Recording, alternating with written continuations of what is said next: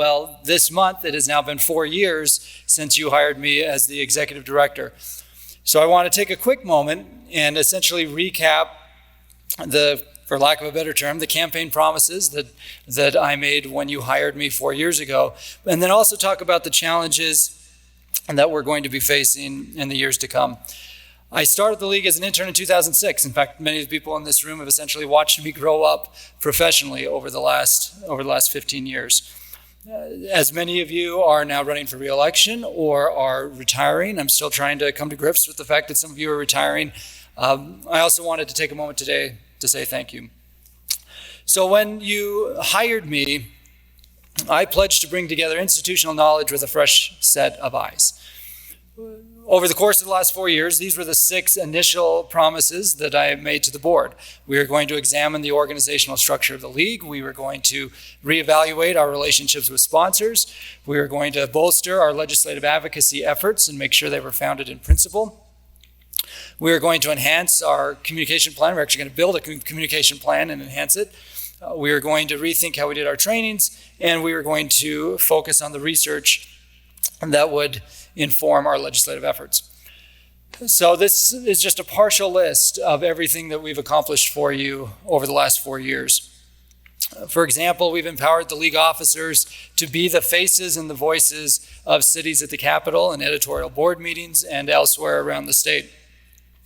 We now hold monthly meetings with Governor Cox's senior staff, where the league officers are having those direct conversations with the highest levels of his cabinet.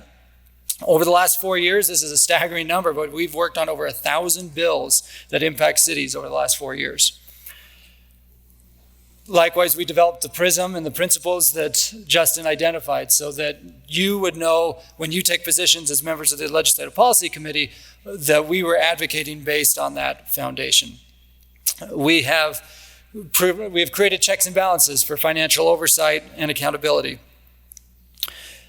Likewise, we created a new website just in the nick of time before COVID so that we could host a video library, and you can find dozens, if not hundreds now, of video trainings and town halls from the last couple of years. We have partnered with a variety of organizations to do research, including some that you heard today from Y2 Analytics and with Representative Gwynn. We moved the annual convention here to the Salt Palace so that we would have more space, and we increased our revenue from sponsors to help offset the costs of the convention. Even last year, during COVID, when we were unable to hold 2 events, we were able to maintain our partnerships with our sponsors, and for which we are extremely grateful. We were able to maintain that relationship.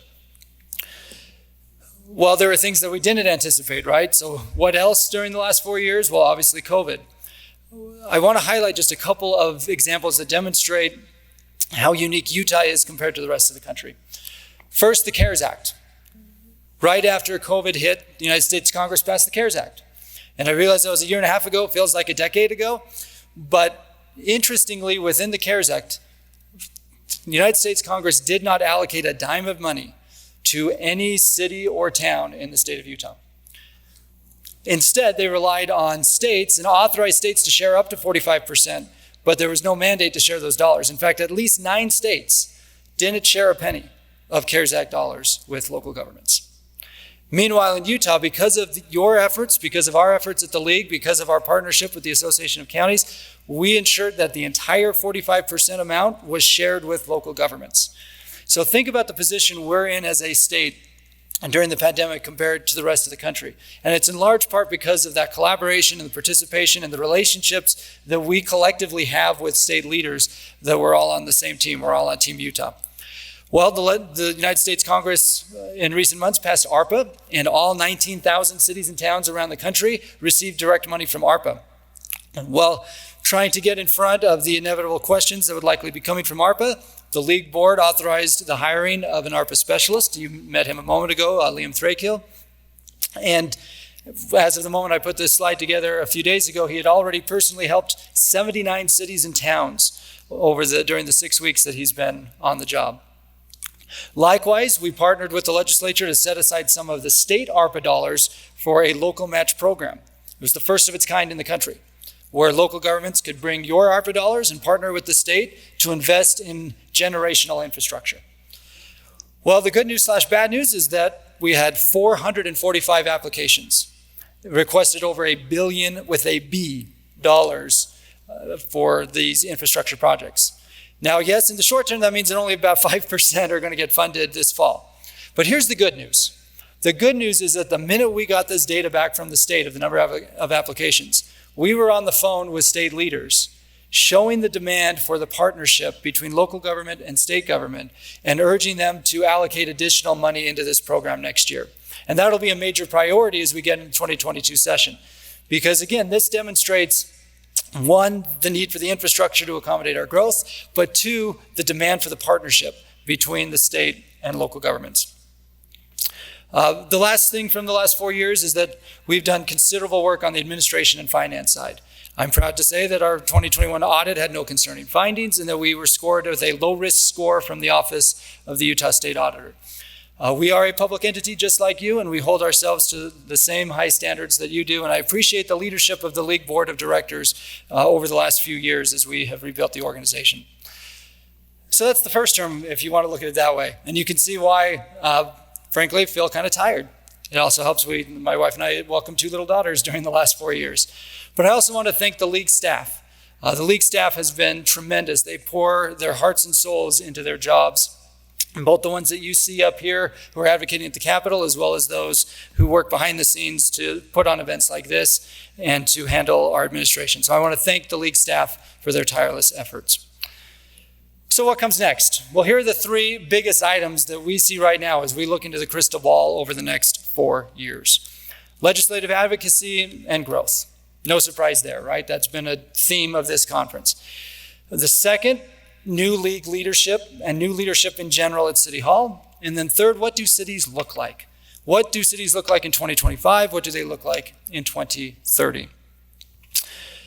Justin already mentioned some of the unique demographics within the Utah State Legislature, but with those challenges also come opportunities. We have a governor who's a former mayor. He has repurposed the Governor's Office of Management and Budget to the Office of Planning and Budget and wants to enhance the collaboration with local governments. But we're also seeing the flip side of these changes at the state level, and that's where you're seeing more and more legislation that actually starts from out of state. You're seeing a legislature that meets basically year-round now. When I started in 2006, we had a busy winter, and then a slower summer, and then there were ebbs and flows, whereas now it is full speed year-round. And legislation often happens by anecdote. Something somewhere happened, so therefore we need to run a bill. And a large part of our efforts at the Capitol is try to point out the fact that there isn't a bill that needs to be passed here. This is an issue that should be resolved at the local level. Now, I have this goofy little graphic up here called Permit Freedom.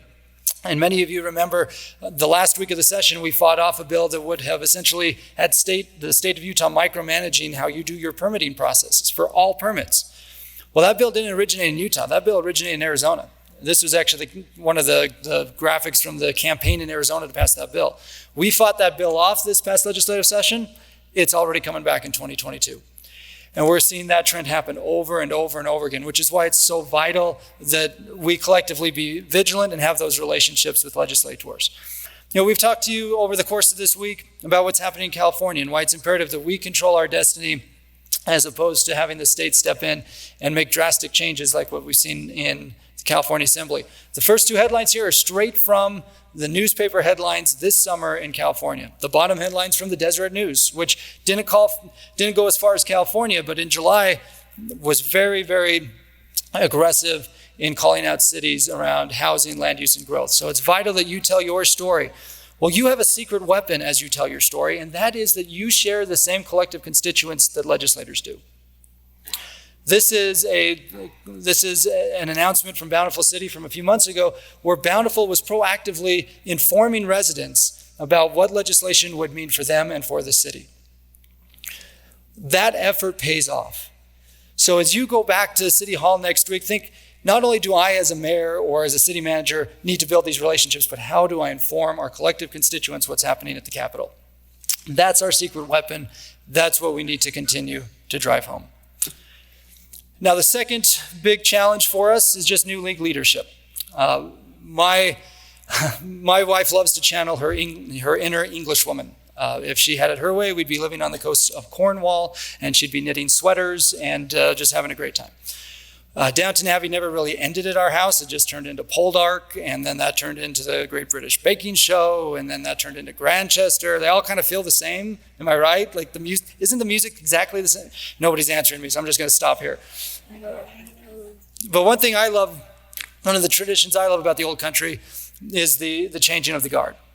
One of the symbolisms that I love about it, though, is that the guards come and go, but the mission stays the same. And that's what's going to be happening in city halls across the state.